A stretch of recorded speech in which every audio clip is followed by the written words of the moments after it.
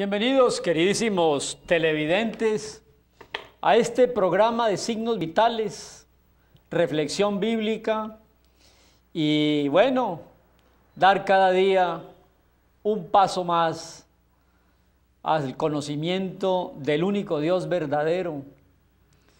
Todos sin excepción, toda la humanidad sin excepción, en su dimensión espiritual está muerta.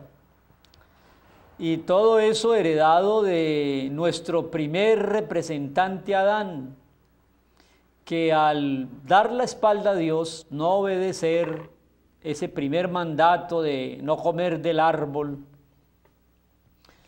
pues allí se interrumpió nuestra vida espiritual.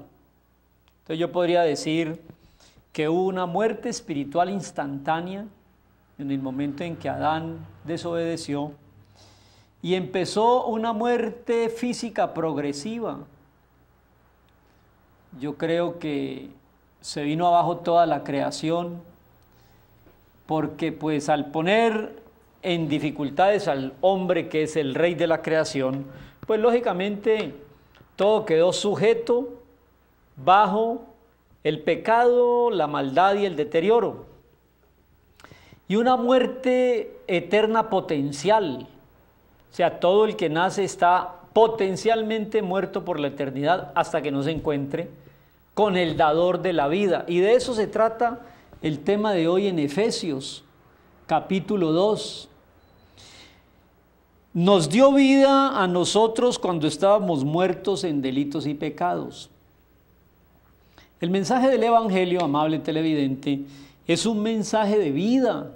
Yo no sé por qué la gente le tiene tanto temor a la Biblia. La Biblia es un mensaje de vida. Dios es un Dios de gracia, de perdón y de vida. El enemigo de Dios, que reina en este mundo, él vino a hurtar, a matar, a destruir, a deformar el ser humano.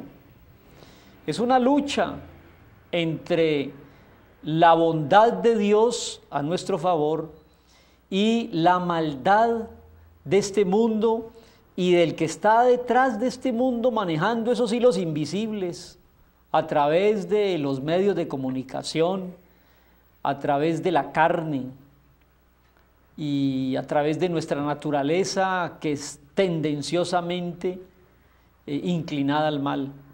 Pero mire lo que dice el verso 1, que nos dio vida estando nosotros muertos en pecados.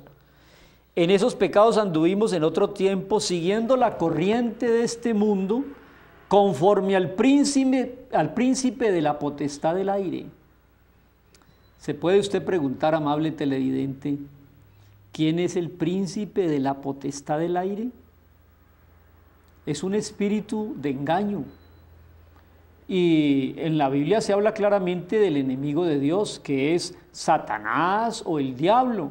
Y la gente le pregunta a uno a veces, Pastor Brown, ¿y es que usted cree en el diablo? Claro, la estrategia más hábil que el diablo ha montado es o que no crean en él para poder obrar fácilmente, o que de tanto hablar del diablo, pues parece que la gente lo ignora.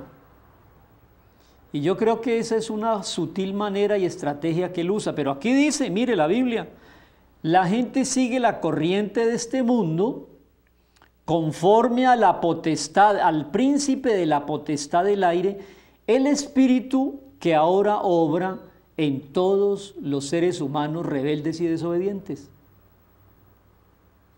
entre los cuales también todos nosotros vivimos en otro tiempo con los deseos de nuestra carne, haciendo la voluntad de la carne y de los pensamientos, y éramos por naturaleza hijos de ira, hijos del diablo, lo mismo que los demás. Y aquí viene entonces el mensaje de Efesios. Pero Dios, que es rico en misericordia, por su gran amor con que nos amó, aun estando nosotros muertos en pecado, nos dio vida juntamente con Cristo. Cristo murió por nosotros. Amable televidente, en estos pasajes de teología tenemos siempre nosotros una ventaja muy grande, y es entender cómo Dios en Cristo Jesús nos vino a rescatar porque estábamos muertos en delitos y pecados y tenemos una naturaleza tendenciosa al mal. La gracia de Dios nos da una oportunidad al creer en Jesús. Y es allí donde está uno de los versículos favoritos que yo tengo, y es el versículo 8 de esta lectura bíblica. Yo se lo recomiendo. Mire lo que dice el verso 8. Porque por gracia somos salvos por medio de la fe. Y esto no de vosotros, es un don de Dios y no es por obras para que nadie se gloríe. Bueno, aquí hay un resumen precioso de lo que es el mensaje de las buenas noticias del Evangelio. ¿Cuál? Primero, todos estamos muertos en delitos y pecados. Segundo, hemos heredado una naturaleza rebelde desde Adán. 3. Esa naturaleza rebelde que se llama carne es nuestro enemigo constante, 24 horas al día. No nos deja descansar. Esa tendencia al mal. 4. En este mundo hay un príncipe de la potestad de las tinieblas, un enemigo, el archienemigo de Dios, que está constantemente estimulando esa naturaleza tendenciosa de los hombres para que vivamos en rebeldía. Entonces lo que podemos ver hoy en día en nuestra humanidad es un archienemigo en las tinieblas que está atizando el fuego de la rebeldía en toda la gente que es desobediente por naturaleza. Yo creo que eso es una explicación, amable televidente, de lo que vemos en el mundo, donde no hay sino corrupción, maldad, violencia. ¿Por qué? Porque hay una tendencia natural en la carne y hay un archienemigo, el príncipe de la potestad, que azuza a través de ¿qué? De las circunstancias, de la política, de la pornografía, de la televisión, está alimentando esa tendencia. Por eso la gente más fácilmente responde a los deseos y a las pasiones que a las cosas de Dios y del Espíritu. Y entonces aquí viene el gran mensaje. Dios en Cristo Jesús nos da la opción de vivir de nuevo, porque así empieza diciendo, nos dio vida a nosotros, aunque estábamos muertos en delitos y pecado, y esa vida nos la da en Cristo Jesús. Ese es el lindo mensaje del Evangelio.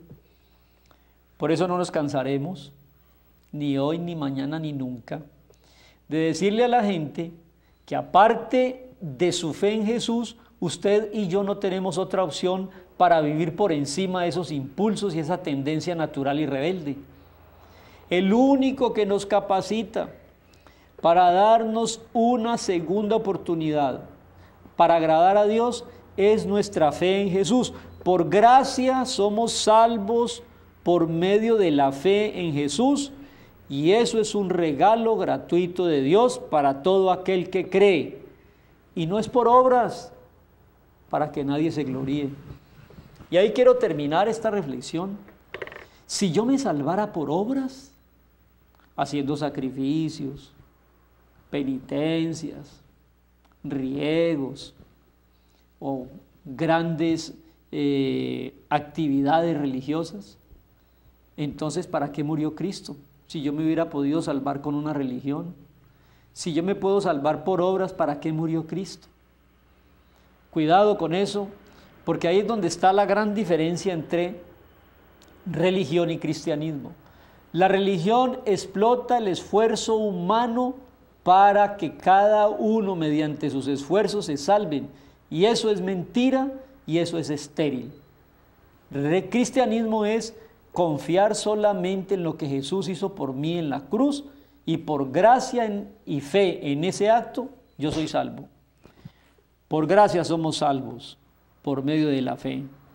Eso es un don de Dios, no por obras, para que nadie se sienta más que nadie.